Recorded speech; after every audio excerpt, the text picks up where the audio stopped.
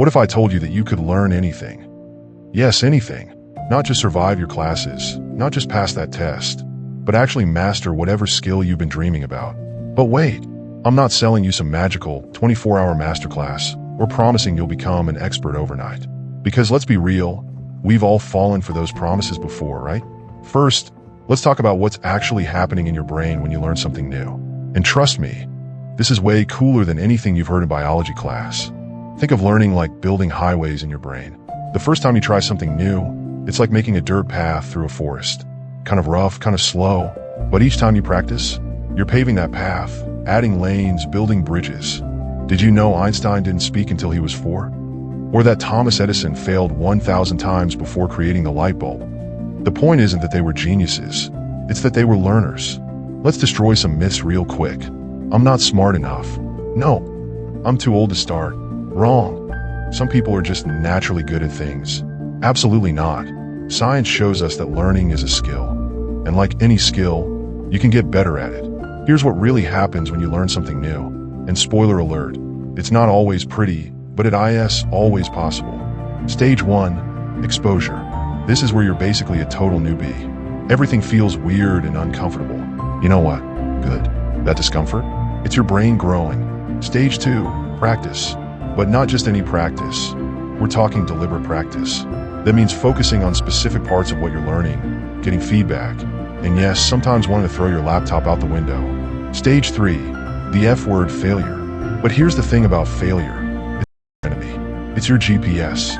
Every time you fail, you're getting data about what doesn't work. And that's gold. Stage 4, growth. This is where the magic happens. Suddenly, things start clicking. What used to be impossible becomes possible. What used to be hard becomes less hard. Let's talk about focus. Did you know that every time you check your phone while studying, it takes your brain 23 minutes to fully refocus? Your brain isn't a browser. You can't have 37 tabs open and expect it to work well. Here's something mind-blowing. Research shows it takes about 20 hours of focus practice to become reasonably good at something. Not an expert, but good enough to enjoy it. That's it.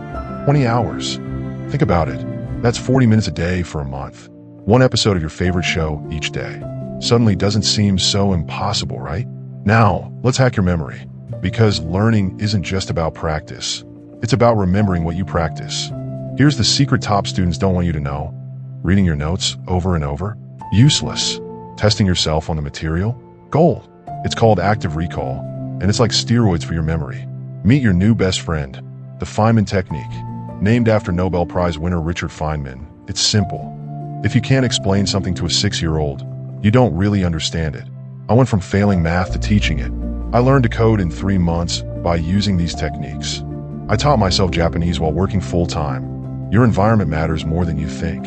Your brain makes associations with where you learn. That's why studying in bed is like trying to eat soup with a fork. Technically possible, but why make it harder? Here's something they don't tell you in school. Learning doesn't have to be lonely. Finding your learning tribe can double or triple your progress. Let's talk tools.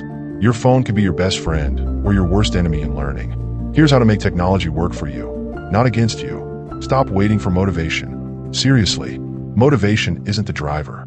It's the reward. Start with a tiny step, celebrate small wins, and watch motivation follow action. You've probably heard about learning styles, visual, auditory, kinesthetic. Here's the truth. You're not just one type of learner. You're a learning machine that can use all these styles. Let's talk about getting in the zone. That magical state where time disappears and learning feels effortless.